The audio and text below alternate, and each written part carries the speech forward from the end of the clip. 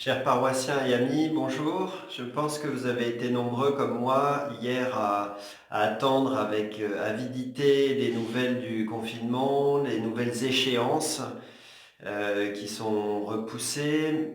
Et la tentation est grande de se projeter en se demandant mais comment allons-nous faire face à tout ce qu'on avait prévu? À quand faut-il repousser les événements? On est pas mal tourné vers un avenir dont on ne maîtrise très peu d'éléments.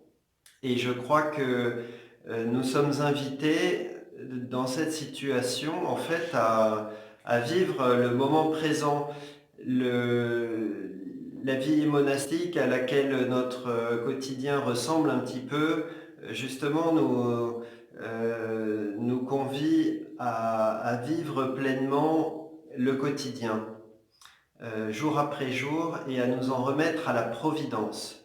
Je vous partage aujourd'hui le psaume que nous donne la liturgie. Oui, elle est droite, la parole du Seigneur. Il est fidèle en tout ce qu'il fait.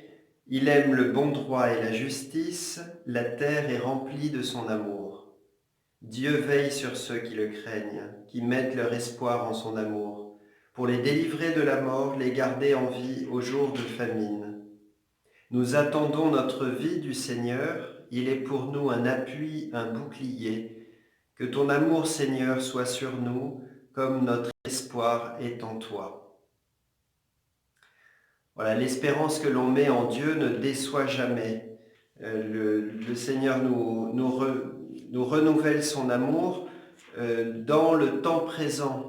Le chrétien, c'est l'homme du présent, c'est pas celui qui est focalisé sur le passé, un nostalgique.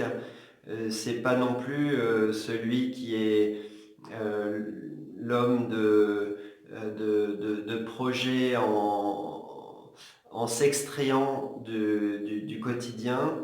Non, c'est celui qui vit pleinement le moment, qui accueille la grâce au jour le jour, et c'est le temps de la charité.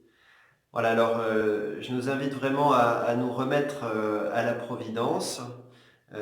J'en fais vraiment l'expérience depuis le début de ce confinement ici au presbytère.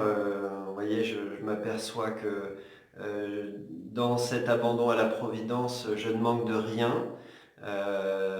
Évidemment, ça passe par plein de petites initiatives euh, personnelles de gens qui veulent bien déposer des petits plats ici au presbytère. Mais je fais l'expérience concrète que jour après jour, eh bien, je ne manque de rien.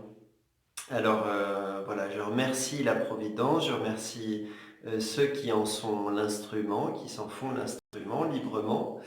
Et je vous invite aussi à vous confier pleinement à cette Providence qui ne déçoit jamais. Voilà, vous êtes dans mon cœur, dans ma prière. Que Dieu vous bénisse.